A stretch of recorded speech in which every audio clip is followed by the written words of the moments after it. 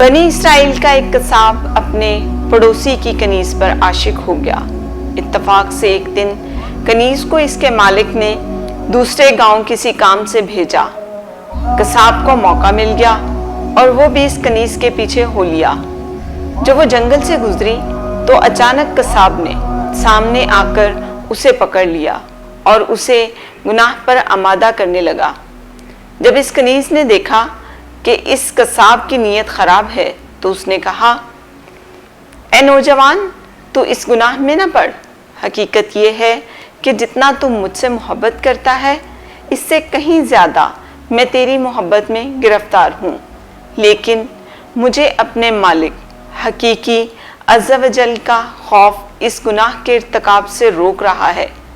इस नेक सीरत और खौफ खुदा अज़्ज़ा वजल रखने वाली कनीज की ज़ुबान से निकले हुए ये अल्फाज तासीर का तीर बनकर इस कसाब के दिल में पैवस्त हो गए और उसने कहा, जब तू अल्लाह अज़्ज़ा वजल से इस कदर डर रही है तो मैं अपने पाक परवरदिगार अज़्ज़ा वजल से क्यों न डरूं? मैं भी तो इसी मालिक अज़्ज़ा वजल का बंदा हूँ। जा, तू बेखौफ होकर चली जा। इतना कहने के बाद इस कसाब ने अपने गुनाहों से सच्ची तौबा की और वापस पलट गया। रास्ते में उसे शदीद प्यास महसूस हुई, लेकिन इस वीरान जंगल में कहीं पानी का दूर दूर तक कोई नामो निशान न था। करीब था कि गर्मी और प्यास की शिद्दत से इसका दम निकल जाए। इतने में इसे इस ज़माने के नबी का एक कासिद मिला। जब उसने कसाब की ये हालत देखी तो पूछा, तुझे क्या परेशानी है? कसाब ने कहा, मुझे सख्त प्यास लगी है।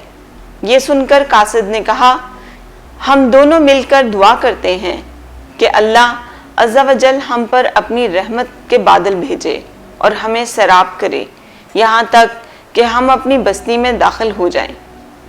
कसाब ने जब ये सुना तो कहने लगा, मेरे पास तो कोई ऐसा नेक अमल नहीं इसका वसीला देकर दुआ करूं।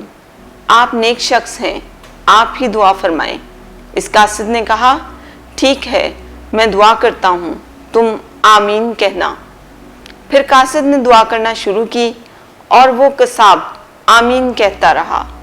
थोड़ी ही देर में बादल के एक टुकड़े ने इन दोनों को ढांप लिया और वो बादल का टुकड़ा इन पर साया फिगन होकर इनके साथ साथ चलता रहा। जब वो दोनों बस्ती में पहुंचे तो कसाब अपने घर की जानिब रवाना हुआ और वो कासिद अपनी मंजिल की तरफ जाने लगा। बादल भी कसाब के साथ साथ रहा।